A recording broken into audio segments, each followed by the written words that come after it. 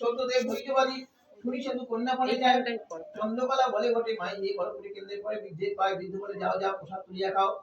তবে কতি নাকান্ত সুন্দরী শুনি ধরি যায় তথা ভোগ তুলি সাহিত্যা ভেসে ওঠে কতি সহচরী দেখি রবি হলো বুঝি ওই দারুণ শোক দেখে সাধু বৃদ্ধ নাই কাছে বুঝি মায়া সদানন্দ